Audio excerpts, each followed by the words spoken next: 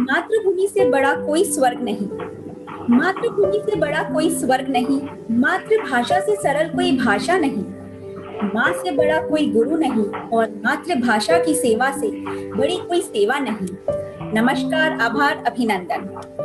मैं मीनल रेडियो मेरी आवाज पर फिर हाजिर हूँ, आपके पसंदीदा शो जहाँ हम बातचीत करते हैं उन प्रतिभावान व्यक्तित्व से जिन्होंने अपने जीवन में कुछ अलग करने की ठानी है।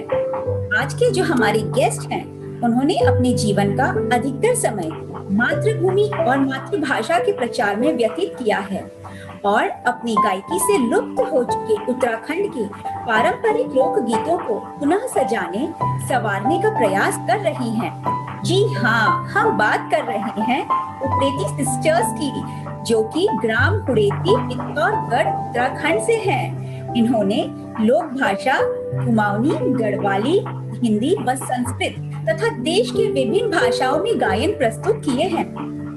तो अब हम बिना देरी करे स्वागत करते हैं उप्रेती सिस्टर्स का, ज्योति उप्रेती सती एवं डॉक्टर नीरजा उप्रेती। जी हाँ, उनकी मधुर आवाज के साथ। आज तुम्हारे भक्त जनों पर आए क्यों माँ, आज तुम्हारे भक्त जनों पर आए क्यों, जब सर पे मैया का हाथ तो दुख पाए क्यों माँ, सर पे मैया का हाथ तो दुख पाए क्यों, माँ के दर को छोड़ कहीं हम जाए क्यों माँ, माँ के दर को छोड़ कहीं हम जाए क्यों, जब सर पे मैया का हाथ तो दुख पाए क्यों माँ, सर पे मैया का हाथ तो दुख पाए क्यों, शेरा वाली जय हो तेरी, लाटा वाली जय हो तेरी, जोता वाली जय हो तेरी, जय हो तेरी जय हो माँ, जय हो तेरी जय हो। गागर में तो सागर भरने वाली माँ, गागर में तू सागर भरने वाली माँ, सूखे में तू जलधर करने वाली माँ, सूखे में तू जलधर करने वाली माँ, ओ गागर में तू सागर भरने वाली माँ, सूखे में तू जलधर करने वाली माँ, शेरा वाली जय हो तेरी, लाटा वाली जय हो तेरी, जूता वाली जय हो तेरी, जय हो तेरी जय हो माँ, जय हो तेरी जय हो। आज तुम्हारे भक्त जनों पर आए क्यों माँ, माँ के दर को छोड़ कहीं हम जाए क्यों, जब सर पे मैया का हाथ तो दुख पाए क्यों माँ, सर पे मैया का हाथ तो दुख पाए क्यों। माता रानी की सदा जय जयकार हो।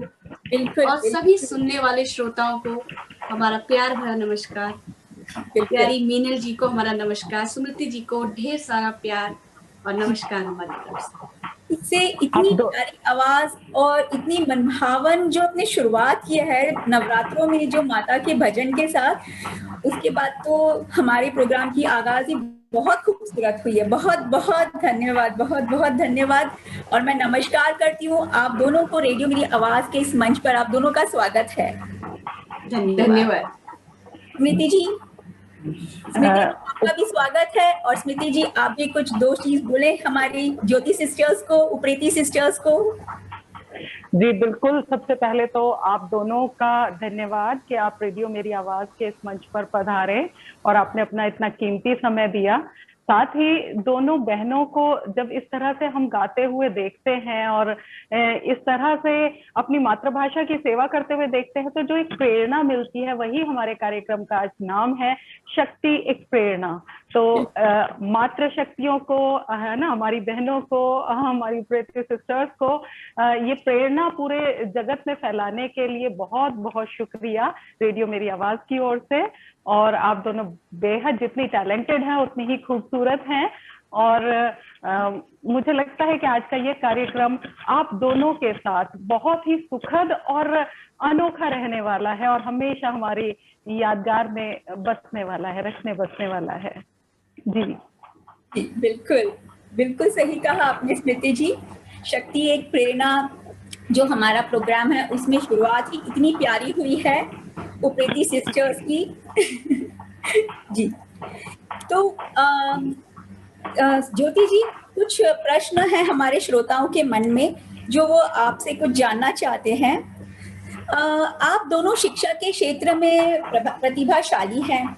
ज्योति जी, आपने बीएससी, एमए और नीरजा जी आप तो डॉक्टर हैं, तो संगीत और विज्ञान का ये मेल कैसे हुआ? संगीत और विज्ञान का मेल बहुत ही अनोखा मेल है। बिल्कुल। संगीत जो परमात्मा के दरबार से आया हुआ बहुत ही एक अनमोल, कहते हैं कि हमारे वेद शास्त्रों में संगीत का बहुत विस्तृत वर्णन है और गंधर्व लोक से, देवलोक से आया हुआ। तो संगीत जहाँ तक है मुझे लगता है कि उसी परमात्मा का एक दिया हुआ बहुत अनमोल उपहार है मुझे। मैं उसके लिए भगवान का हमेशा हाथ जोड़ के धन्यवाद करती हूँ कि इस उपहार के लिए उन्होंने मुझे इस लायक समझा। और बचपन से जब मैंने जब से होश संभाला तो मुझे लगा कि मेरा जो परिवार है, जो मेरे आसपास परिवेश है, खासकर मेरे माताजी पिताजी, वो इस क्षेत्र में बहुत अच्छा काम करते हैं। मेरी माँ जो है वो हमारे जो उत्तराखंड के लोकगीत है, मांगल संस्कार गीत जिन्हें कहते हैं, बहुत बखूबी गाती है। तो पिताजी भी गाते हैं और हर कार्यक्रम की शोभा बढ़ाते हैं। तो ये देख देख के धीरे धीरे धीरे वो अपने आप मन पे आता रहा और कहते हैं कि हमारे अंदर जो कला भगवान दी रहता है ना, उसको पहचानना बहुत जरूरी होता है। तो मेरे माता पिता ने उस कला को पहचाना, मेरे गुरुओं ने उस कला को पहचाना और मैंने खुद अपने अंतर मन में इस चीज को आभास दिलाया कि हाँ, ये जो कला भगवान ने मुझे दी है उसको मुझे आगे बढ़ाना है। तो मैं बहुत छोटी सी थी, शायद कक्षा 3 में पढ़ती होंगी मैं, जब मैंने पहली बार स्टेज पे जाके गाया था, मंच पे, नगर पालिका का हॉल मंच होता है उस पे गाया था। तो ये सिलसिला परिवार के आशीर्वाद के साथ, उनके सहयोग के साथ, गुरुजनों के आशीर्वाद से, समाज के सपोर्ट से आगे बढ़ता रहा। और साइंस जहाँ तक है मेरा बहुत पसंदीदा विषय है, तो मैंने बीएससी भी करी। लेकिन जब बीएससी में थी तो मेरी गुरु लोग जो थे, मेरे परिवार वाले, तो उनका था कि किसी भी चीज को अगर आपको उपहार स्वरूप कुछ मिला है तो उसको अगर आप संभाल के नहीं रखेंगे तो एक समय आता है जब वो शीर्ण होने लगती है। तो ये, और संगीत तो साधना है, हम जितना उसे साधेंगे, जितना तराशेंगे, उतना निखर के सामने आता है। तो उस सारे सा से लेके हमारे जो 7 स्वर हैं, उन स्वरों को साधना बहुत जरूरी था। तो उसके लिए फिर मैंने एमएससी को अपना रोक के बीएससी के बाद फिर मैंने संगीत की एक विधिवत शिक्षा ग्रहण करी। भातखंडे हमारे जो शास्त्रीय संगीत की बहुत सुप्रसिद्ध हमारा विश्वविद्यालय है लखनऊ से, मैंने देहरादून से पूरा किया और आज तक ये सफर अनवरत चल रहा है और मैं चाहती हूँ कि हमेशा चलता रहे। बहुत ही खूबसूरत मिलन रहा ये साइंस का और म्यूजिक का। ऐसे ही मेरी बहन का भी है। बिल्कुल जी, मैं भी बचपन से यूं तो संगीत के उस पर मैं अभी भी शिक्षा तो मैंने ग्रहण नहीं करी है संगीत की, लेकिन बचपन से ही, जैसे दीदी ने कहा कि स्कूल टाइम पे सांस्कृतिक जो कल्चरल प्रोग्राम्स होते थे उस पर पार्टिसिपेट करती रही। और बचपन में मैं जब स्कूल टाइम पे थी मैंने थिएटर भी ज्वाइन करा, तो कला की तरफ ये जो रुचि थी वो बचपन से ही थी। और फिर अभी लॉकडाउन ने बहुत अच्छा मौका दिया मुझे अपनी दीदी का साथ देने का, तो हम दोनों ने इस संगीत के सफर को अभी शुरू करा है, तो देखिए कहाँ तक जाता है। नहीं, अब बहुत आगे तक जाएगा और हम यही सोचते हैं कि एक डॉक्टर और एक सिंगर, बहुत ही खूबसूरत मिलन है दोनों चीजों का। जी ज्योति जी, लोक भाषा के प्रति और अपनी संस्कृति के प्रति आपका जो प्रेम है वो आपके पारंपरिक लोकगीतों के माध्यम से और आपकी अपनी रचनाओं के माध्यम से झलकता रहता है। लोक भाषा के प्रति आपका प्रेम और अपनी मातृभाषा का प्रचार करना, इसकी प्रेरणा आपको कैसे मिली और कब मिली? मुझे लगता है कि ये जो मैं उत्तराखंड की माटी में पैदा हुई, ये अपने आप में एक सौभाग्य था मेरे लिए। और उस पर से भारत भूमि जो विश्व गुरु, जिसकी संस्कृति हमेशा विश्व पर फहराती रहती है, विश्व के पटल पर, तो इस माटी पर जन्म लेना ही मेरा सबसे बड़ा सौभाग्य है। और उसके रचे बसे गीतों को गाना, चाहे वो मेरी भारतीय संस्कृति के गीत हो, मेरी लोक भाषा के गीत हो। जिस परिवेश में मैं पली बड़ी, जिस ग्रामीण परिवेश में बचपन मैंने जो बिताया, जहाँ पर मेरे माता पिता भी रहते हैं, बहुत सामान्य सीधे साधे लोग वहां पर रहते हैं, तो मैंने उस भाषा को जिया है, उस भाषा को अपने अंतर्मन में बसाया है। उन गीतों के साथ हमारे भारतीय संस्कृति में, लोक भाषा में, जो हर महीने हम कहते हैं हम त्योहार मनाते हैं बहुत सारे, उन त्योहारों को जिया हुआ है। उन गीतों को गा के, उनको गुनगुना के, उनको मंच पे प्रस्तुत करके मैं बड़ी हुई हूँ और सफर को आगे बढ़ाती चली हूँ।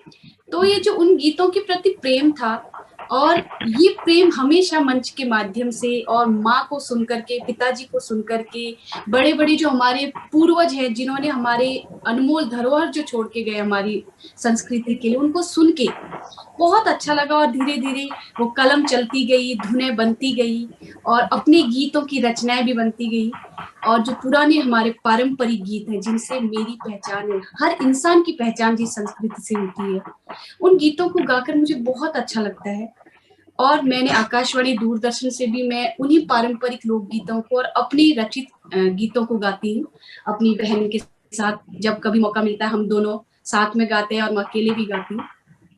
तो ये जो गीत है, मुझे लगता है कि कहीं न कहीं हमारे गीत, आज का जो हमारा परिवेश है, आज का जो समय है, हमारी जो अनमोल खजाना है हमारा, विलुप्त की तरह जा रहा है। लोग धीरे धीरे बिसरा रहे हैं उस चीज को, क्योंकि अगर हम आज हैं, मानव जाति अगर है, तो कहीं न कहीं वो अपने एक आदर्शों की जो उन्होंने नींव तैयार की है, उसके बलबूते आज हम हैं। तो हम उस नींव को कभी बिसरा नहीं सकते, उस अनमोल धरोहर को हम छोड़ नहीं सकते। तो ये प्रेम लोक भाषा के प्रति जो है, वो मेरा एक अथाह भंडार है। उसके लिए मैं हमेशा प्रयास मेरा लगे रहेगा कि वो उन्नत शिखर पर चमकते रहे, और मैं उसके गीतों को, लोक दिनों को यूं ही गाते रहूं, गुनगुनाते रहूं, और हम दोनों बहनें यूं ही सफर में आगे बढ़ते रहे। जी बिल्कुल, लेकिन हम आपसे एक लोकगीत जरूर सुनना चाहेंगे। बिल्कुल। तो हम सबसे पहले शुरू करेंगे, बहुत पुराना पारंपरिक लोकगीत है, झोड़ा बोला जाता है जिसे। ये हमारे उत्तराखंड की शान है, और जब लोग इसे गाते हैं, देवी देवताओं की आराधना करते हैं इसके माध्यम से। तो मैं आज अपने समस्त श्रोताओं को बिल्कुल आशीर्वाद स्वरूप नंदा, माँ सुनंदा, बद्री, केदार से प्रार्थना करती हूँ कि सबको कुशल मंगल रखे, इस कोरोना महामारी के समय में सबको स्वस्थ रखे। तो चलिए चलते हैं माँ नंदा सुनंदा देवी भवानी की तरफ।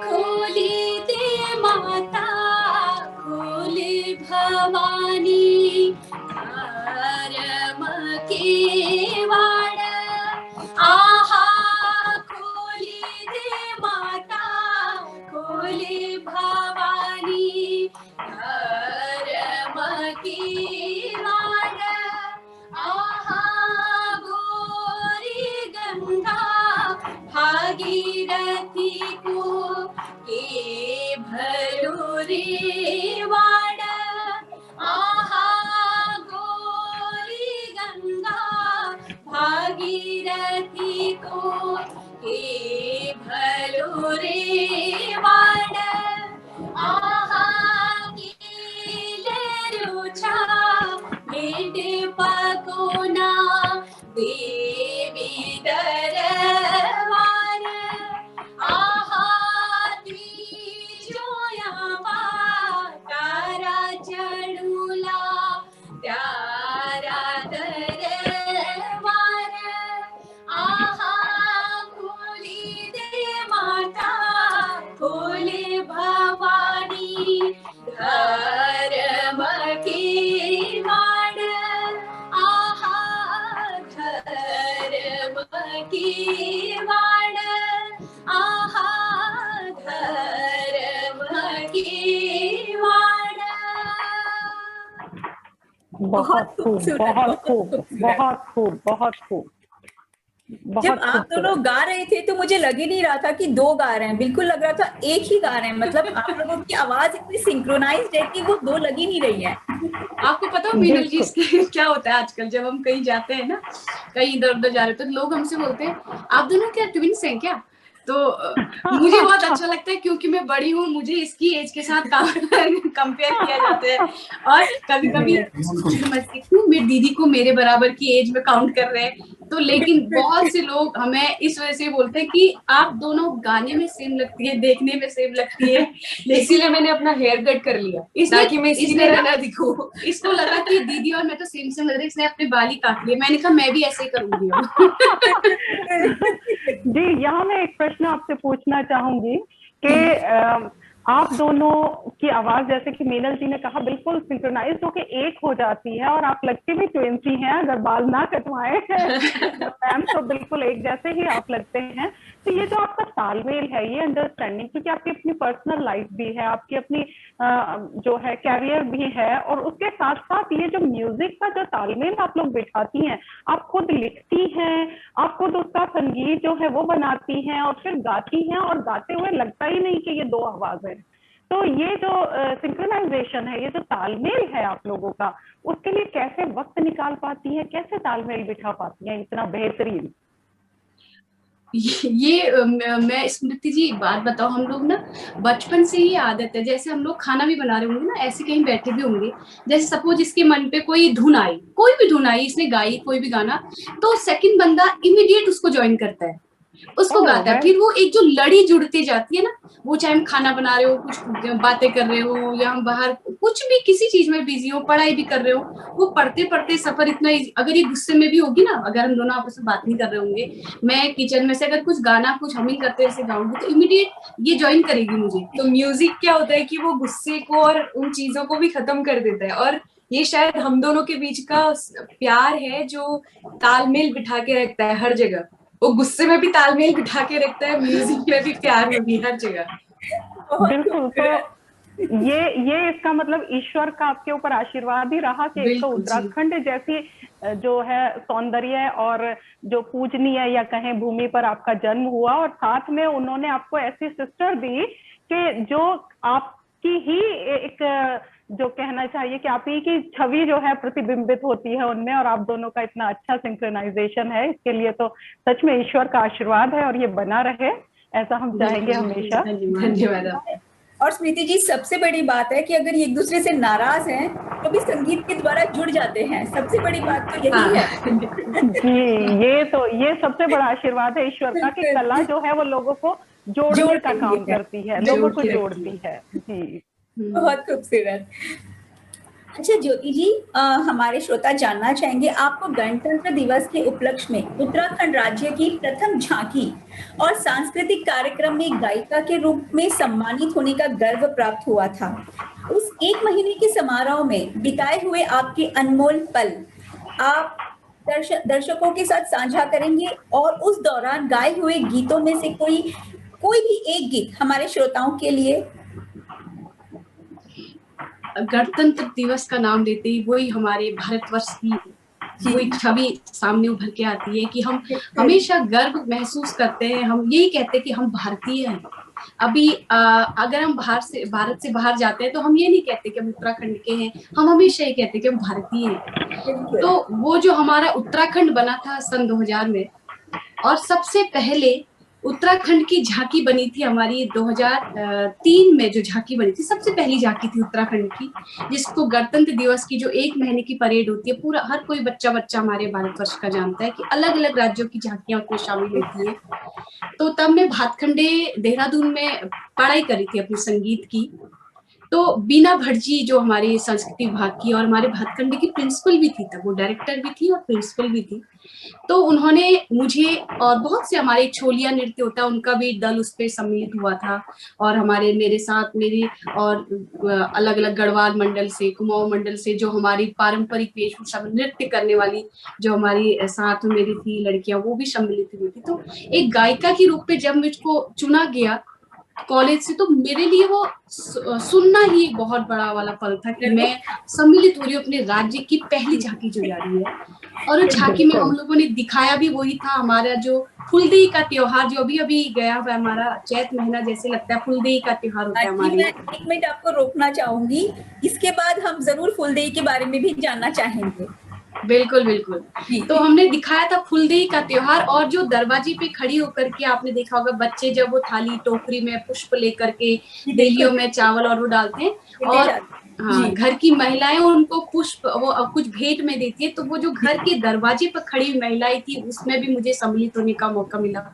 और अटल बिहारी वाजपेयी जी तो हमारे देश के प्रधानमंत्री थे। तो बिल्कुल। बहुत अच्छा लगता है जब अलग अलग राज्यों से, हम कहते हैं ना कि हमारा भारतवर्ष विभिन्न जातियों का, विभिन्न वेशभूषाओं का, विभिन्न बोलियों का देश है। तो बिल्कुल। वो सब जब एक जगह पे एकत्रित होती हैं, वो एक अनूठा समागम होता है।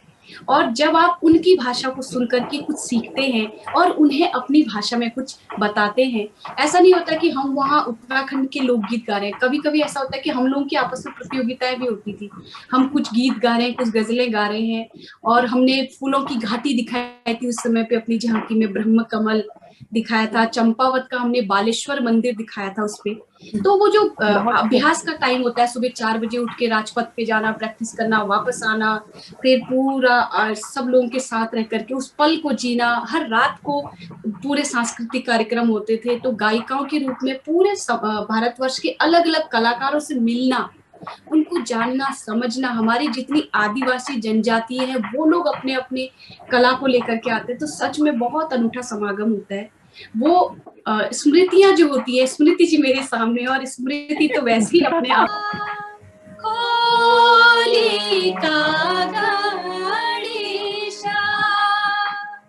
तेरा हुइया मोरी का नरेणा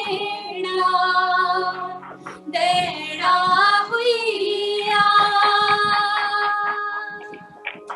खोली का गणेशा तेरा हुइया मोरी का नरेणा देड़ा हुइया खोली का गणेशा ने देड़ा हुआ मोरी का नरेणा देड़ा हुआ भूमि का भूम्याला देड़ा होया पंचे नाम देवारे देड़ा है या कौनंदा सुनंदा है देड़ा होया बदरी केदार है देड़ा होया मानंदा सुनंदा रे देड़ा होया बदरी के डार बहुत खूबसूरत। बद्री केदार सभी के ऊपर दया करे, सभी को खुश रखे। बिल्कुल, बहुत खूबसूरत, बहुत खूबसूरत, बहुत बहुत बेहतरीन, बहुत बेहतरीन। आज मैं पूछना चाहूंगी प्रीति सिस्टर से, आप आज जिस मुकाम पर हैं और जब आपने इस सफर की शुरुआत की थी, मतलब बीएससी कंप्लीट होने के बाद आपने स्टार्ट किया, उसके बाद आपको जो है छोटी सिस्टर ने ज्वाइन किया, तो वो जो शुरुआत का सफर था और आज जब आप यहाँ तक पहुंचे हैं, इस पूरे सफर को आप कैसे देखते हैं? स्मृति जी, मुझे लगता है कि अगर हम किसी भी क्षेत्र में हो चाहे, हमें हर दिन पहली बात तो कुछ न कुछ सीखने के लिए तैयार रहना चाहिए। ये किसी भी सब्जेक्ट को, किसी भी विषय को अगर हम सीखने के लिए तत्पर हैं, हर नए दिन पे कुछ न कुछ हम सीख रहे हैं, तो वो उस चीज को और निखारता है।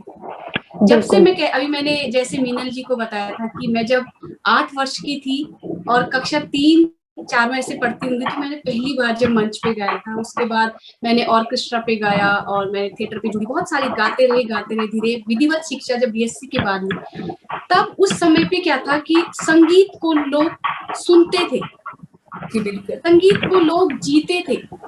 अब जो सफर धीरे धीरे चल रहा है, फिर मैं आकाशवाणी से जुड़ी, दूरदर्शन से जुड़ी और देश के विभिन्न मंचों पे बहुत सारे सांस्कृतिक कार्यक्रम प्रस्तुत किए मैंने। तो तब लोग एक गायिका को, एक गायक को सुनने के लिए आते थे। आज का जो परिवेश है थोड़ा सा बदल गया है। जैसे आप लोगों ने देखा होगा कि आज हमारा भारतवर्ष वैसे भी संगीत के लिए विश्वविख्यात है। लोग हमारे यहाँ के संगीत को सुनते हैं, लेकिन कहीं न कहीं वो कमी आज महसूस होती है कि जिस संगीत को हम जीते थे, जो हमारे वेदों से निकला हुआ है, सामवेद से, तो वो संगीत को लोग अब सुनना भूल करके उसके डीजे में थिरकना शुरू कर दिया। कोई सुर नहीं, कोई लय नहीं, कोई ताल नहीं, गीतों का, शब्दों का कहीं से कोई मेल नहीं।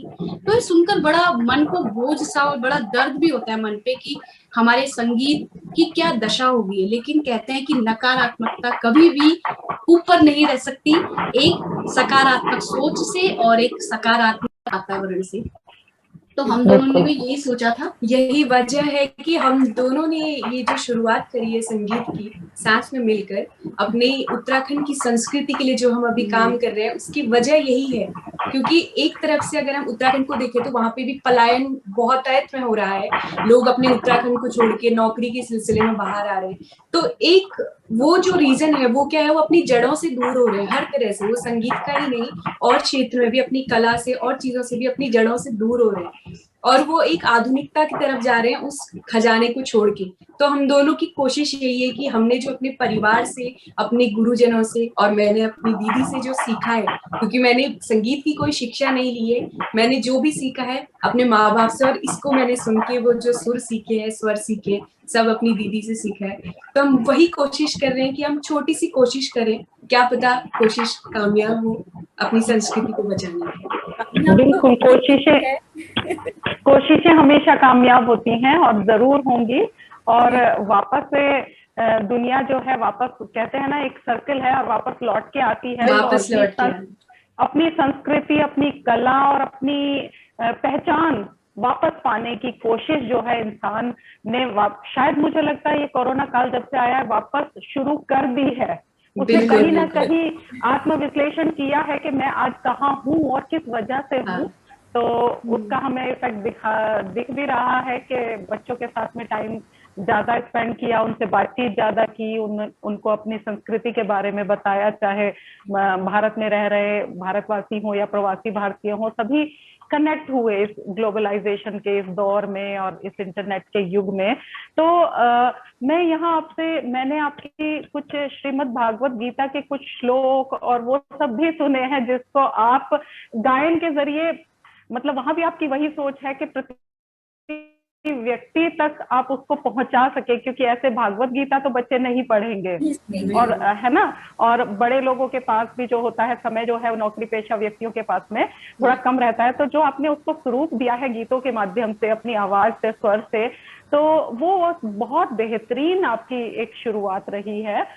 मैं चाहूंगी कि थोड़े से कुछ श्लोक जो है आप श्रीमद् भागवत गीता के जरूर हमारे श्रोताओं तक जरूर पहुंचाएं, ताकि उन्हें भी वो चीज सुनने की आदत डले। कुछ थोड़ा श्रेय रेडियो मेरी आवाज का भी उसमें हो जाए तो जी बिल्कुल, हम चाहेंगे कि आप जरूर हमारे श्रोताओं को वो बताएं कि वो जो शुरुआत आपने की है उसको वो कहाँ से सुन सकते हैं, कैसे सुन सकते हैं, और उसकी कुछ चंद लाइनें आप जरूर सुनाइए हमें। बिल्कुल। श्रीमद् भगवत गीता, स्मृति जी, जैसे हम बचपन से सुन रहे हैं,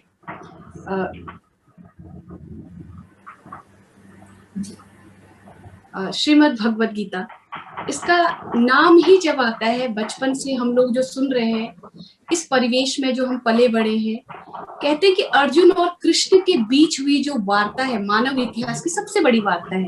हम आपस में बातें कर रहे हैं कुछ देर के लिए, बट इतनी बड़ी वार्ता जिसको एक ग्रंथ का रूप दे दिया, और उसको पढ़ने की जिज्ञासा जो थी बचपन से थी। जैसे कहते थे कि गीता ज्ञान का भंडार है, अगर ज्ञान कहीं से लेना है तो गीता में सारे ज्ञान का समावेश उसके अंदर। तो लगता था कि कभी पढ़ेंगे इस महान ग्रंथ को। पापा जैसे मेरे हैं, बहुत सारे हमारे घर में धार्मिक ग्रंथ रखे, पापा भगवत गीता, देवी भागवत का पाठ करते हैं। तो हम हमारे घर में, मायके में मेरे हर मंगलवार को सुंदरकांड का पाठ होता है। अभी भी हम लोग अरे पाठ वाह। नहीं कर सकते यहाँ पर, लेकिन कभी कभी समय मिलता है करते हैं, और पूरी सुंदरकांड को हम 2.5-3 घंटे लगा करके अपना काम कर रहे होते हैं, साथ साथ गाते भी हैं। तो ये श्रीमद् भगवत गीता जब कोरोना काल शुरू हुआ, चारों तरफ बहुत हाहाकार मच गया था कि क्या अचानक से क्या हो गया, सब घर के अंदर तक सीमित हो गए। मतलब अब पहली बार लोगों ने ऐसा कुछ देखा है शायद, मेरे ख्याल से, क्योंकि हमारे दादाजी लोग जो हैं बूढ़े, वो लोग भी बोलते कि हमने कभी ऐसा नहीं देखा। तो वो जो चारों तरफ अंधकार सा ही दिखाई दे रहा था कि कुछ नहीं, कुछ लोगों को लगता था कि अब पता नहीं आगे क्या होगा। तो हम कहते हैं ना कि हम जो है उत्तरायण के वासी हैं, उत्तर की ओर जाने वाले वासी हैं। हमेशा हमारी सोच, जो हम भारतीय, हमारी सोच हमेशा रहती है कि हम हमेशा सकारात्मक सोचते हैं, और जब हम सकारात्मक सोचते हैं ना, नकारात्मक चीजें तो अपने आप गायब हो जाती हैं। तो ऐसे हम लोग एक दिन बैठे हुए थे, हम कुछ, मेरे ख्याल से मैं लाइव की तैयारी करी थी अपने फेसबुक लाइव की, तो मेरे पति अरविंद सतीश जी ऐसे ही बैठे हुए थे, कुछ काम करे, तो अचानक उनके मन में ख्याल आया कि तुम दोनों मिलकर श्रीमद् भागवत गीता का पाठ क्यों नहीं करते। तो हम तो बहुत समय से सोच रहे थे, तो कुछ अलग सा हो जाएगा। तो हमने बिल्कुल जो क्विक रिएक्शन था हमारा कि बिल्कुल हम करते हैं। अब ये तो नहीं है कि भगवत गीता उठाई, पढ़ ली और समझ में आ गया लो, क्योंकि जिसे हम दूसरों को समझा रहे हैं, पहले उसको हमें समझना बहुत जरूरी था कि हम आखिर करने वाले क्या है। तो हमने, हमारे पास ऑलरेडी इसके पास भक्तों की भगवत गीता पापा ने हमको घर से इसलिए दी थी कि कुछ पॉजिटिव चीजें इनके पास रहेंगी। तो एक हमारे घर पे 2-3 भागवत गीता थी, हमने सब निकाली, पढ़ना शुरू करा उनको। जैसे हमने जैसे उनको पढ़ना शुरू करा, तो हमको 15 दिन, 20 दिन, 1 महीना हो गया उसको धीरे धीरे समझने में कि है क्या इसके अंदर। फिर हमने बोला जब हम इसे गा रहे हैं तो क्यों ना हम इसको खुद ही संगीत में पिरो के गाएं। तो हमने शुरुआत करी कुरुक्षेत्र के युद्ध स्थल से, जब संजय धृतराष्ट्र को वो वृत्तांत सुना रहे होते हैं, तो हमने बोला कि हम इसे कंपोज, और मैं इसमें भी एक ऊपर वाले का कुछ, मुझे लगता है कि कुछ करिश्मा ही है कि वो धुनें बनती जा रही है। और संस्कृत इसने और मैंने दोनों ने सिर्फ 6th, 7th और 8th में हमने संस्कृत पढ़ी हुई है, लेकिन कहाँ से वो संस्कृत का उच्चारण आ रहा है, कौन उसको बुला रहा है, ये। और जब हमने शुरुआत करी थी तो पापा हमें कॉल करके बोलते थे कि बेटा जहाँ पे संस्कृत नहीं समझ आएगी, क्योंकि गीता के श्लोक बहुत टफ है पढ़ने, संस्कृत उसकी जो है, तो आप मुझे कॉल करना और मुझसे पूछ लेना कि कहाँ है। पापा बोल रहे हैं आज 15वां अध्याय हो गया, तुमने मुझे कॉल करके पूछा ही नहीं कि कौन सा संस्कृत का शब्द कठिन है। क्या बात है। इसी के साथ हम बिल्कुल, तो हमारी यही सोच है कि ये बहुत अच्छा, इसके अंदर एक सकारात्मक सोच है। इसको सुनिए, पढ़िए। हम मेरे YouTube चैनल जो है ज्योति प्रीति सत्य पे, उस पे हम हमने 13 अध्याय पूरे कंप्लीट करके डाल चुके हैं उसके अंदर, तो आप सुनिए। बहुत ऊर्जा का संचार होता है, सच में हमने खुद महसूस किया उस चीज को। और हम सुनाना चाहते हैं शुरुआत में जो कुरुक्षेत्र के युद्ध स्थल का जो वर्णन है, जहाँ से गीता शुरू होती है, जहाँ पर धृतराष्ट्र संजय से पूछ रहे हैं कि मैं देख नहीं पा रहा हूँ, हो क्या रहा है, मुझे बताओ। तो उस श्लोक से हम स्टार्ट करते हैं, तो सुनिए। धर्मक्षेत्रे कुरुक्षेत्रे संवेतायुयुत्सवः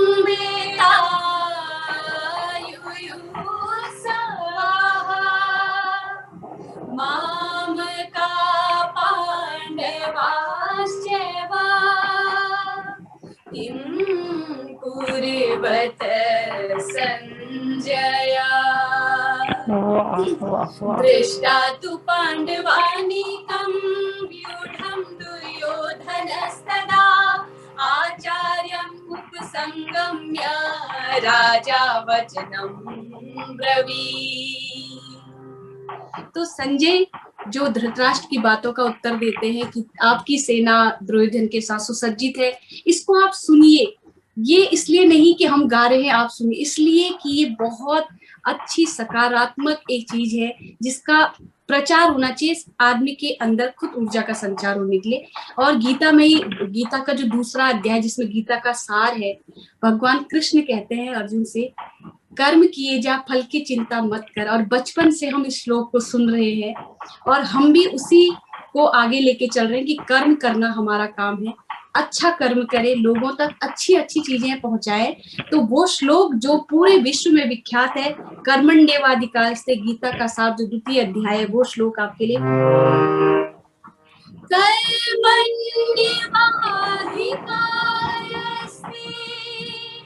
मा फलेषु कदाचन, मा कर्मफल हेतुर्भूर्मा ते संगोऽस्त्वकर्मणि।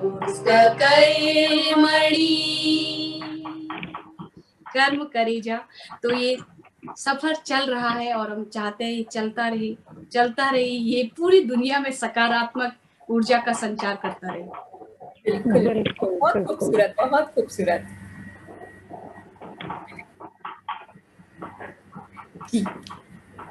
अच्छा ज्योति जी, ये बताएं कि कोविड और इंटरनेट क्रांति ने वर्ल्ड को उंगलियों पर सीमित कर दिया है। आपको आपकी प्रतिभा को विश्व प्रसिद्ध करने का और हमें आपसे जुड़ने का मौका मिला, इस बारे में आपके क्या विचार हैं? कोविड, मुझे तो लगता है ये अब ऐसा नाम बन गया है कि इसके बिना दिन की शुरुआत नहीं होती इससे। कोविड और इंटरनेट बहुत, हमारा देश पहले से काफी विकसित था इसके उसके, लेकिन जब से मुझे लगता है कोरोना काल शुरू हुआ है, इंटरनेट ने एक अचानक से ऐसी ऊंचाई पकड़ी है। वो किसी भी क्षेत्र में हो, बच्चों की पढ़ाई से लेकर के रोजगार के जितने भी लोग काम कर रहे हैं घर से, सब जगह इंटरनेट पे पूरी दुनिया आकर सीमित हो गई है कोरोना काल में। तो हमारे लिए भी ये बहुत अच्छा अवसर था। कभी कहते ना कि भगवान कुछ करता है तो उसके पीछे उसका कुछ ना कुछ पॉजिटिव इंटेंशन होता है। हम लोग ना उसके पीछे बुराइयां ये ढूंढते रहते हैं। हाँ, वो होता इसलिए है क्योंकि कोरोना काल में बहुत सारे लोग इस चीज से इफेक्ट हुए हैं, लोग दुखी हैं, लोगों के ऊपर बहुत सारी परेशानियां भी आई हैं। लेकिन हमको इंसान इसलिए बोला गया कि हम विपत्तियों से, कठिनाइयों से लड़कर जब हम जीतते हैं तभी हमको इंसान माना गया है। क्योंकि हमारे बिल्कुल अगर हम ये छोटी छोटी चीजें हैं, भगवान कहते हैं कि छोटी छोटी चीजें जो है, ये पैदा होना, जाना आना, किसी की लाइफ में कठिनाई होना, इससे हम हर दिन कुछ ना कुछ सीखते हैं। लोग परेशान है, ये एक अलग पहलू है, ये भी मान के चलना है कि हाँ लोग परेशान है। लेकिन जो मैं अपने अगर संगीत की बात करूं तो कोरोना काल से पहले बहुत सारे संगीत समारोह होते थे, उत्सव होते थे, और मेरे भारतवर्ष में कला की कोई कमी नहीं है। आप जाएंगे गांव में, ऐसे दूर दूरस्थ गांव में कला भरमार है। हर संगीत नहीं, जितनी हमारी 16 कलाएं सब में पारंगत है सब लोग। लेकिन जब कोरोना काल नहीं था, ये मेरी अपनी सोच है कि समारोह में वो लोग नहीं पहुंच पाते थे किन्हीं कारणवश, या तो हो सकता है कि दूरस्थता की वजह से, या जो आयोजक मंडल की नजर उन पे नहीं पड़ती थी, किसी कारणवश कुछ समारोहों तक, इतने बड़े बड़े हमारे यहाँ समारोह होते हैं त्योहारों में, कौथिग कहते हैं हमारे यहाँ, उत्सव होते पूरे भारतवर्ष में, तो बहुत कम लोग उन समारोह में गाते थे, बजाते थे, शोभा बढ़ाते थे। तो एक कोरोना काल ने मोबाइल तक दुनिया सीमित कर दी है। हर किसी के हाथ में मोबाइल है और हर कोई टैलेंटेड है, कुकिंग से लेकर के, राइटिंग से लेकर के, फोटोग्राफी से लेकर के, सिंगिंग से लेकर के, डांसिंग से लेकर के, जितने भी स्किल है सब में लोग क्या है, अब किसी पे डिपेंड नहीं है। लोगों ने एक गाना गाया, एक डांस किया, एक डिश बनाई और डाला उसको सोशल मीडिया पे, और वो इतना पॉपुलर हो जाता है। तो ये बहुत अच्छा प्लेटफॉर्म है कि लोगों को अपने लिए जोड़ने के लिए। मुझे पता है कि इसका बहुत सारा दुष्प्रभाव भी, हर किसी चीज का सदुपयोग भी होता है, दुष्प्रभाव भी होता है। अगर अच्छे लोग अपनी कला को आगे बढ़ा रहे हैं तो कुछ ऐसे लोग भी हैं जो कला के उस पे कुछ ऐसे कर रहे हैं, तो उसके लिए कोई जरूरी नहीं है। लेकिन अगर कोरोना काल में इंटरनेट क्रांति आई है तो उस इंटरनेट क्रांति ने लोगों को बहुत सारी सुविधाएं भी दी हुई हैं। दूरस्थ गांव के, दूर दराज के बच्चे भी आज ऑनलाइन क्लास में पढ़ रहे हैं, तो ये बहुत अच्छा लगता है। और मुझे तब अच्छा लगता है जब हम गीत गाते हैं और हमारे गीत को एक दूर कहीं कोने में बैठा हुआ इंसान भी फोन करके बोलता है कि हमने आपके गीतों को सुना। तो मेरे लिए एक बहुत अच्छा सोच है, और मैं हमेशा, हम दोनों का यही रहा है जिंदगी में कि किसी भी वातावरण में वो सही पहलू से अगर सोचा जाए, सोच सही रखी जाए, तो वो अपने आप ही वातावरण सकारात्मक हो जाता है। बिल्कुल। बहुत अच्छी तरीके से आपने एक्सप्लेन किया है इंटरनेट क्रांति और कोविड को पॉजिटिव वे में। बिल्कुल। जी। अच्छा, ज्योति जी ये बताएं, आपका अपना पेज और यूट्यूब चैनल है, आपके अपने नाम ज्योति उप्रेती सती से और स्वरागिनी उप्रेती सिस्टर्स से, जिस पर लाखों लोग और आपके और दोनों के गाए हुए गीतों को सुनते हैं। इसके बारे में बताएं, इसकी शुरुआत कैसे की आपने? आपने क्या सोचकर शुरुआत की? आपके मन में कब आया कि आपको ये शुरू करना है आपका यूट्यूब चैनल? यूट्यूब चैनल और पेज तो मैंने, मुझे लगता है कोरोना काल से 1 साल पहले शायद बना दिया था। जी। ऐसे कि बना देते, लेकिन कभी ऐसे समय मिला नहीं कि मैं उसमें समय समय पे कुछ चीजें गीत पोस्ट करते रहूं। मैं स्कूल में भी संगीत शिक्षिका हूँ, तो उसके लिए भी समय निकाला, फिर घर के लिए समय निकालना, और आकाशवाणी दूरदर्शन के गीतों तक। तो मुझे लगता था कि अगर हम कुछ चीज आकाशवाणी दूरदर्शन तक गा रहे हैं तो वो लोगों तक पहुंच रहा है बहुत अच्छी। लेकिन कहीं पर मैं भी शायद गलत थी कि अगर मैंने वो पेज एक बना के छोड़ा था तो उसको विधिवत शुरुआत करना था, आगे बढ़ाना था। लेकिन मैंने कहीं कम, लेकिन जैसे पिछले साल हम सब लोग घर तक सीमित हो गए, तो मुझे लगा कि एक ऐसा कोई जरिया होना चाहिए, वो ही कि जो लोग परेशान हो रहे, आए दिन कुछ न कुछ ऐसी खबरें आ रही थी, दुखद खबरें, तो उसके बीच में कैसे ऐसे कहीं कोई तो किरण ऐसी जगह, कहीं से तो कुछ तो हो। तो हमने शुरुआत किया। मेरा अप्रैल मंथ में मैंने ऐसे फेसबुक पे ऐसे अपने पेज पे लाइव चली गई, तो बहुत से लोगों ने उसे पसंद किया, बहुत से लोगों ने उस पर बहुत अच्छा आशीर्वाद, अपना स्नेह दिया। और फिर मैंने यूट्यूब पे भी उसे शुरू किया, वो भी मेरे पहले बनाया हुआ था, कभी उसको ऐसे विधिवत शुरू करा नहीं मैंने। तो मेरे को लगा कि ये शायद हो सकता है कि दुनिया, जैसे आपने भी बोला इंटरनेट क्रांति, हो सकता है कि ये जब हम सीमित हो गए हैं घर तक, तो यही माध्यम है कि लोगों तक अपनी आवाज को पहुंचाना। जैसे हमारे पीएम साहब भी आते थे, मोदी जी 8 बजे आते थे, हमसे बोलते थे, तो वो हमको घर पे अपने किसी भी माध्यम से हमको सुना देते थे, हम उन्हें कहीं देख नहीं पा रहे। तो ये एक बहुत अच्छा माध्यम बन गया था, लोगों ने इतना अप्रिशिएट किया, और वो प्यार, वो मैंने जो बोला, वो सम्मान से बहुत बड़ा होता है। और फिर जब एक तरफ से देखा जाए तो कोरोना ने हमें ये मौका दिया कि आप जो चीज आपको आती है, जो भगवान ने जिस चीज से आपको नवाजा है, उस चीज को आगे बढ़ाओ और लोगों तक पहुंचाओ। तो हमने कोरोना के टाइम से ही, लॉकडाउन के टाइम से हम दोनों ने ये शुरू करा। और ज्योति उप्रेती सती पेज पे मैं अपने जितने उत्तराखंड के पारंपरिक हमारे लोकगीत हैं और हमारी जो अपनी लोक भाषा की रचनाएं होती है, वो हम सारी अपने पेज के ज्योति उप्रेती सती और यूट्यूब चैनल के माध्यम से हम लोग उसको पोस्ट करते हैं। फिर हमें लगा कि हम तो श्रीमद् भगवद गीता भी गा रहे हैं, और हम भारतीय संस्कृति के अलग अलग राज्यों के जो भाषाओं के गीत है, हमने हिमाचली गीत गाए हैं, देश गीत बहुत सारे गाए हैं, हमने राजस्थानी गीत गाए, वो गीत जो उनके राज्यों के बहुत पुराने लोकगीत हैं। तो हमने ये सोचा कि हम दोनों जब साथ में गाते, कोई एक ऐसा माध्यम होना चाहिए और जिसको फिर हमने एक और पेज की स्थापना करी स्थापना हमने नींव रखी, उप्रेती सिस्टर्स, और स्वर रागिनी, स्वरों के बिना संगीत जिसके बिना अधूरा है, तो हमने उसको स्वरागिनी नाम देके उप्रेती सिस्टर, जहाँ हम श्रीमद् भगवद गीता अपनी डालते हैं, देश गीत हम गाते हैं उस पे, अपने देश की अपनी लिखी हुई रचनाएं हम उस पे गाते हैं, हिंदी की रचनाएं जो है हमारी, अलग अलग भाषाओं के गीत गाते हैं। तो ये शुरुआत है हमारी। बहुत बस आप लोगों का प्यार, स्नेह। मैं आपको थोड़ा सा रोकना चाहूंगी, आप अपना कोई भी पसंदीदा पहाड़ी गीत या हिंदी गीत हमारे श्रोताओं को सुनाएं, आपका पसंदीदा। मेरा पसंदीदा अगर बोले मीनल जी, तो बहुत सारे पसंदीदा गीत है। म्यूजिक मुझे लगता है कि मुझको तो हर जहाँ एक सुर मिल जाता है वो सारे पसंदीदा होते हैं, लेकिन मैं आपको दोनों सुनाऊंगी। आपने दो आपके दिल के बहुत करीब हो। बिल्कुल बिल्कुल बिल्कुल। और आपने पहाड़ी और हिंदी बोला है, तो मैं आपको दोनों गीत सुनाऊंगी, दो लाइन हम सुनाएंगे। पहाड़ी अगर मैं बोलूं तो बेड़ू पाको 12 मास है, जो मेरे उत्तराखंड का राज्य गीत भी है। तो ये गीत विश्व स्तर में अगर कहीं भी किसी कोने में इस गीत को गाया जाए तो लोग अपने आप पहचानते कि उत्तराखंड का गीत है। तो ये गीत मैं अवश्य गाऊंगी, और उसके साथ मैं आपको सुनाऊंगी वो हिंदी गीत उन महान कलाकार का, रविंद्र जैन, जिनको हम बोलते हैं स्वर्गीय रविंद्र जैन जी की रचना, उसने पहाड़ों का क्या कहना, जिसको सुनकर ही लोग बरबस पहाड़ों की तरफ अगर खींचे आते तो उनके मन पे यकायक ये गीत आता है कि हुस्न पहाड़ों का। तो ये दो गीत हम अवश्य गाएंगे। बिल्कुल। शुरुआत करते हैं पहले पहाड़ी गीत से, वेणुपाको बारमासा। वेणुपाको बारमासा, वेणुपाको बारमासा, उनरण का फल पाको चेत मेरी छेला, उनरण का फल पाको चेत मेरी छेला।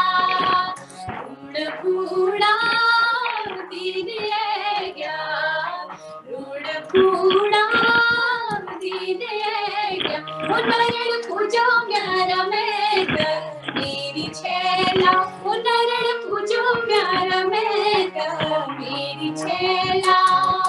वेणुपाको बारमासा, वेणुपाको बारमासा, उनरण का फल पाको चेत मेरी छेला, उनरण का फल पाको चेत मेरी छेला।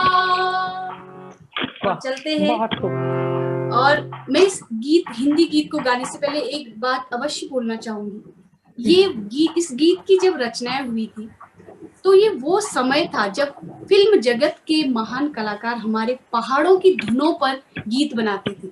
आप रविंद्र जैन जी का संगीत सुनेंगे, रामायण को जिन्होंने संगीतबद्ध किया, जो रामायण हम सुनते हैं हमेशा, और जितने भी पहाड़ी धुनों पर बने हुए गीत हैं, तो हमारा, आप खुद समझिए हमारे पहाड़ का संगीत कितना समृद्ध, कितना गौरवशाली और कितना अनमोल है कि उन लोगों ने उन धुनों को लेकर के रचनाएं की। तो आज के समय पे मत बिसराइए उन धुनों को। बाहर की जगह से धुनें लेने से अच्छा है कि हम उन अनमोल धुनों को ही नवाजें, उन अनमोल धुनों पे ही इतराएं, उन पे ही इठलाएं। आज का जो म्यूजिकल हम उत्तराखंड का या पहाड़ी जगत का हम देख रहे हैं, वो उसका बिल्कुल अपोजिट हो रहा है। उस टाइम पे वो लोग हमारे पहाड़ों की तरफ आते थे, हमारी पहाड़ की धुनों पे अपने गीत बनाते थे, हमारे पहाड़ पे अपने गीत बनाते थे। आज हमारे पहाड़ी लोग बॉलीवुड की तरफ खींचे चले जा रहे हैं, बॉलीवुड को लेकर अपने गीत बना रहे हैं, अपनी संस्कृति को छोड़कर, अपनी विरासत को छोड़कर उस चकाचौंध वाली दुनिया की तरफ खींचे चले जा रहे हैं। तो ये भी एक रीजन है, और इस गाने को पसंद करने का, रविंद्र जैन जी के हर गीत हमको पसंद है, ये भी एक रीजन है कि हमें ये गीत बहुत ज्यादा पसंद है और हमारे दिल के बहुत करीब है। सुनिए हुस्न पहाड़ों का ये गीत आप सभी लोगों के लिए। तुम परदेसी किधर से आए, आते ही मेरे मन में समाए, करूं क्या हाथों से मन निकला जाए, करूं क्या हाथों से मन निकला जाए। छोटे छोटे झरने हैं कि झरनों का पानी छूके कुछ वादे करने हैं। झरने तो बहते हैं, कसम ले पहाड़ों की जो कायम रहते हैं। हुस्ने पहाड़ों का क्या कहना के 12 महीने, यहाँ मौसम जाड़ों का क्या कहना के 12 महीने, यहाँ मौसम जाड़ों का। तो रेडियो मेरी आवाज सुनने वाले सभी श्रोताओं से मेरा करबद्ध निवेदन है कि अवश्य आइए मेरी देवभूमि उत्तराखंड में, और भारत से बाहर के लोग अगर सुन रहे हैं तो मेरी भारतीय भूमि में आइए और यहाँ की रौनक और यहाँ की खूबसूरती को देखिए और मदमस्त हो जाइए। बिल्कुल, यहाँ की खूबसूरती जो है उसके तो क्या कहने, मतलब वो जो शांति है, वो जो एक एक कहते हैं ना आध्यात्मिक शांति, अगर आध्यात्मिक लौ जगानी है तो पहाड़ों की शरण में जाना ही पड़ेगा, और वो तो फिर हमारी देवभूमि है, वहां से तो हमें समस्त देवी देवताओं का आशीष प्राप्त होता है। बहुत खूब। आपने अभी थोड़ी देर पहले मुझे बताया था कि आपने संस्कृत जो है वो केवल 4th 5th तक ही शायद आप दोनों ने पढ़ी है, लेकिन उसके बाद भी आप संस्कृत में इतनी मधुरता से उसको, आपने श्रीमद् भागवत गीता को हम चाहे ले लें, या हमारा जो वो है सारे जहां से अच्छा, मैं उसकी बात करना चाहूंगी, वो भी आप दोनों बहनों ने बहुत ही बेहतरीन तरीके से उसको संस्कृत भाषा में पिरोया है, तो उसकी भी आप 2 लाइनें जरूर हमें सुनाइए। बिल्कुल बिल्कुल बिल्कुल स्मृति जी, ये संस्कृत मुझे लगता है कि ना ये लगाव है। जब अपनी चीजों से हमें लगाव होने लग जाता है ना, तो हमें अपनी सारी चीजें अच्छी लगती हैं। संस्कृत तो है ही अपनी भाषा, तो उस भाषा से लगाव, चाहे हम, मुझे लगता है अगर जब लगाव होता है ना, हमें कठिन से कठिन चीजें भी सरल लगने लग जाती हैं। और इसमें मैं एक चीज और ऐड करना चाहूंगी, संस्कृत हमने पढ़ी नहीं है, लेकिन जब से हमारा बचपन गुजरा, हम बड़े हुए, हमारे पापा हमें कुछ भी सिखाते थे या कोई भी बात बताते थे। जैसे अभी भी पापा बोलते हैं, पापा अगर हमारे पास यहाँ रहने आते तो पापा को जब घर की पहाड़ की याद आती है तो बोलते हैं जननी जन्म भूमिश्च स्वर्गादपि गरीयसी, कि माँ और मातृभूमि से बड़ा कुछ है ही नहीं, तो अपनी जगह पे ही रहना है। तो पापा ने हमें हर बात का एग्जाम्पल जो है संस्कृत के श्लोक सुना के, संस्कृत की बातें बता के, अपने वेदों की ग्रंथों की बातें बता के, शायद वही असर है कि हम इतने इजीली हम संस्कृत का उच्चारण करते हैं अभी। बिल्कुल बिल्कुल। और स्मृति जी, हमने अभी जो हमारा शिव स्तोत्रम है, निराकार ओमकार मूलम तुरियम, ये भी हमने खुद कंपोज किया इसको, फिर हमने गाया इसे। और इसके साथ साथ हमने अभी पिछली नवरात्रियां, जो हमारी दुर्गा नवरात्रियां हुई, दुर्गा पूजा, उसमें हमने जो पूरी नव दुर्गा के जो श्लोक है हमारे, वो श्लोक हमने गाए हुए हैं खुद अपनी धुन में पिरो करके संस्कृत में। और ये विश्व से सर्वश्रेष्ठ भारत धरास मदीय मदीय, सारे जहां से अच्छा था। तो ये बहुत खूबसूरत रचना है, और मैंने अपने स्कूल के विद्यार्थियों को भी ये रचना बहुत बखूबी सिखाई हुई है। अरे वाह, बिल्कुल, वो गाते हैं इसको, बहुत प्रेम से गाते हैं।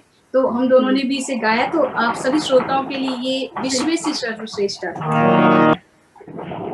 विश्वेसि सर्वश्रेष्ठा भारत धरास्मदीया मदीया, विश्वेसि सर्वश्रेष्ठा परमस्य कोकिलास्मो अस्वाटिका स्मदीया मदीया, विश्वेसि सर्वश्रेष्ठा भारत धरास्मदीय मदीय, विश्वेसि सर्वश्रेष्ठ।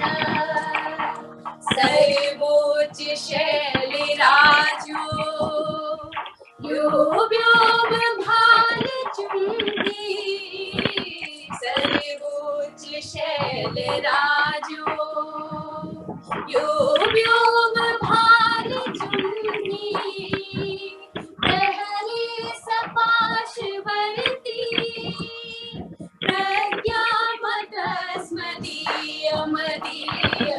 विश्वेसि सर्वश्रेष्ठ भारत धरास्मदीय मदीय, विश्वेसि सर्वश्रेष्ठ। विश्व के सर्वश्रेष्ठ पे है हमारे भारतीय संस्कृति, है ही और हमेशा रहेगी। हमेशा रहेगी, बिल्कुल हमेशा रहेगी जी। और जहाँ तक मैं उत्तराखंड की शिक्षा व्यवस्था को जानती हूँ, हमारे स्कूल में कंपलसरी हो गया है सुबह के समय प्रार्थना 3 भाषाओं में, इंग्लिश, हिंदी और संस्कृत। तो उत्तराखंड की भूमि में जो ये देव भाषा जो आजकल के बच्चों में वो एनकलकेट करने की कोशिश कर रहे हैं, प्रोपोगेट करने की कोशिश कर रहे हैं, तो ये भी मतलब उत्तराखंड की ही सोच हो सकती है। उसको नमन है, उस भूमि को नमन है मेरा जी। मीनल जी, नेक्स्ट जी। अच्छा, आप ये बताएं कि आज की युवा पीढ़ी को, हमारे श्रोताओं के लिए आप क्या संदेश देना चाहेंगे? संदेश युवा पीढ़ी को, मैंने जो ये शुरू किया है मीनल जी, अपने पारंपरिक लोकगीतों, मुझे सिर्फ लोकगीतों को, मैं एक गायिका होने के नाते गाती हूँ, तो मेरा आज की युवा पीढ़ी से सिर्फ एक संदेश भी है और एक करबद्ध निवेदन भी है, प्रार्थना भी है, क्योंकि मैं यही चाहती हूँ कि आजकल की युवा पीढ़ी, कहते हैं ना कि हम अपने बच्चों को जो सिखाते हैं बच्चा वही सीखता है। बच्चे को सिखाना, उसको बताना कि क्या है सही क्या है गलत, वो जो ऑलरेडी सीखे हैं उनका फर्ज होता है। अगर हम आने वाली पीढ़ी को, हमने अपने पुराने लोगों से सीखा, अपने माता पिता से सीखा है, अपने दादा दादी से, ताई, हमारे यहाँ ईजा कहते हैं, ईजा माँ को, उन लोगों से, अपने परिवेश से, अपने समाज से, अपने गुरुओं से अगर हमने सीखा है तो हम उनका धन्यवाद करते हैं कि, और अपने आप को बहुत खुशकिस्मत सोचते हैं कि हमने वो चीजें सीखी, उन चीजों को जिया, उन चीजों को जी करके, कहते हैं कि लोग को जब हमने समझना होता है ना, किसी भी लोग को पहले उस लोग को जीना पड़ता है हमें, बिना जिए हम किसी भी लोग को समझ नहीं सकते। तो अभी हमने सीखा है, तो आने वाली पीढ़ी कैसे उससे अपने आप को कनेक्ट करेगी, कौन बताएगा उसे? ये आज के समय पे बहुत बड़ा प्रश्न है। हम उन्हें रैप सॉन्ग की तरफ, डीजे सॉन्ग की तरफ, एक पाश्चात्य संस्कृति की तरफ घसीटते हुए ले जा रहे हैं। बच्चों को पता ही नहीं है कि हमारे पास बहुत सारे अनमोल हीरे हैं, हमारे पास खजाना है, हमारी विरासत जो है वो अनमोल खजानों से भरी हुई है। तो उन्हें बताने के लिए कोई तो आए। माता पिता अपना फर्ज निभाते हैं, माता पिता के साथ साथ जब बच्चा आगे बढ़ता है तो उस फर्ज को निभाने के साथ परिवार अपनी जिम्मेदारी लेता है, परिवार के साथ उसका समाज बहुत बड़ी जिम्मेदारी लेता है। कहते हैं कि अगर आप जो बीज बो रहे हो वो ही आपको फल भी देगा। तो यही सोच है मेरी कि आने वाली युवा पीढ़ी अपनी चीजों से कनेक्ट हो। कुछ नेम फेम के चक्कर में 2 दिन में एक उच्चता में पहुंचने की ललक जो किसी को होती है, आजकल हर किसी को होती है कि मैं बहुत बड़ा बन जाऊं, ये मैं बड़ा जो इंटरनेट क्रांति है, इसमें मैंने अभी बोला था मीनल जी को कि इसका सदुपयोग भी है, दुरुपयोग भी है। दुरुपयोग यही है कि उसमें कोई भी कुछ भी डाल देता है। तो कोई भी कुछ भी डालने से पहले सोचे क्या ये हमारे युवा पीढ़ी में, मैं किसी और बच्चे के बारे में नहीं सोचती, उसमें सबसे पहले ध्यान आता है कि मेरा अपना भी शामिल होता है उसमें। अगर मैं किसी दूसरे के लिए सोच रही हूँ तो मैं अपने को भी तो वही दे रही हूँ। तो वो मत फैलाइए, क्योंकि नाम 2 दिन में इजिली मिल जाता है, लेकिन उसको ठहराना, उससे कोई अच्छी शिक्षा देना बहुत जरूरी है। तो आप आगे बढ़िए, लेकिन अपने मूल्यों को साथ लेकर के, अपनी विरासत को साथ लेकर के, अपनी जड़ों को संभाल करके, बहुत अनमोल खजानों को विरासत में छुपी हुई है जो उनको ढूंढिए। इतनी चीजें हमको मिलेंगी, इतनी चीजें मिलेंगी, इतना आशीर्वाद हमें मिलेगा। और जो मैं कह रही हूँ ना, हम लिखते हैं, हम कुछ संगीत बनाते हैं, ये मुझे लगता है कि जब हम किसी सच्ची चीजों की तरफ जाते हैं, सकारात्मकता की तरफ, ये चीजें अपने आप इनबिल्ट होती रहती हैं, ये चीजें अपने आप आती हैं। तो मेरा निवेदन है, मेरे भारतवर्ष में, मेरे उत्तराखंड में बहुत सारी चीजें छुपी हुई हैं, उन चीजों पे काम कीजिए, उन विरासत पे काम कीजिए।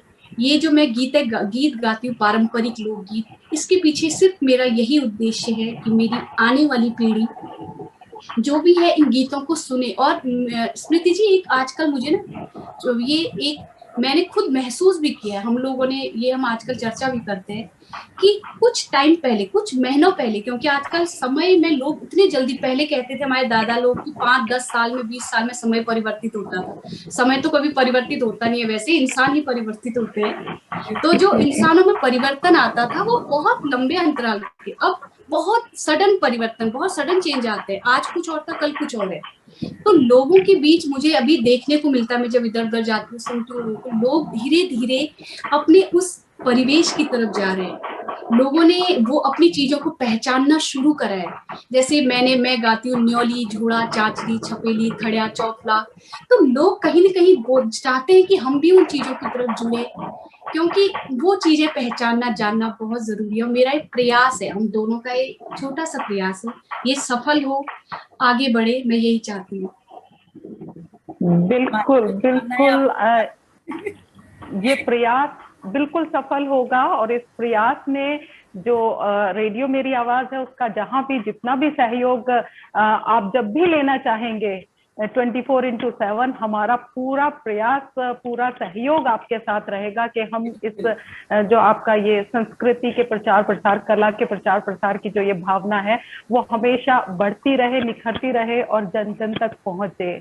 मैं चाहूंगी कि मीनल जी जो हैं वो रेडियो मेरी आवाज की तरफ से आप लोगों को कुछ संदेश जो भी देना चाहते हैं वो दें। और बीइंग ए टीचर, आप भी एक टीचर हैं, अध्यापिका हैं, मैं यहाँ आज उन अभिभावकों को कहना चाहती हूँ जो आप दोनों को सुन रहे हैं, एज ए श्रोता जो सुन रहे हैं, कि अपने बच्चे के अंदर की जो इनेट क्वालिटी है, जो उसका आंतरिक गुण है, उसको पहचानिए तो आपके घर में भी उप्रेती सिस्टर्स की तरह से जो है ऊर्जावान और कलावान जो हैं वो प्रतिभाएं उभर कर आएंगी। तो हमारे अभिभावकों के लिए एक संदेश आज के इस एपिसोड से कि अगर बेटियां उप्रेती सिस्टर्स जैसी हों तो बिल्कुल इज्जत सर झुका के हम तो जो है अपने घर में धारण करना चाहेंगे और रखेंगे। बिल्कुल बिल्कुल सही बात है, स्मृति जी ने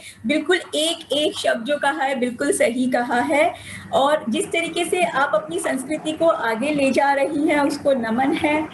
और आपने जो रेडियो मेरी आवाज के लिए इतना वक्त निकाला और हमारे युवा श्रोताओं के लिए जो आपने एक प्रेरणावर्ष जो चीजें बताई है, शायद जरूर वो सुने और इसको फॉलो भी करें, यही हमारी कोशिश है रेडियो मेरी आवाज की तरफ से। तो अब मैं रेडियो मेरी आवाज की ओर से मीनल आपसे दोबारा मिलने का वादा लेकर आज के कार्यक्रम को यही समाप्त करती हूँ और आपके उज्जवल भविष्य के लिए ढेर सारी शुभकामनाएं देती हूँ। धन्यवाद। उप्रेती सिस्टर्स का बहुत बहुत धन्यवाद और बहुत बहुत धन्यवाद स्मृति जी आपका भी।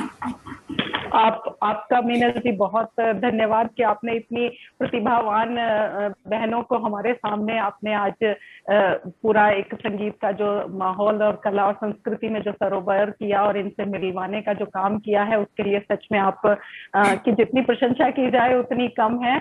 और उप्रेती सिस्टर्स के लिए मैं यही कहूंगी कि सच में उत्तराखंड की भूमि पहले से ही देवभूमि है, लेकिन आप दोनों को पाकर वो और पावन हो गई है। तो ये जो आशीर्वाद है देवताओं का ये आपके ऊपर और हम सब के ऊपर हमेशा बना रहे।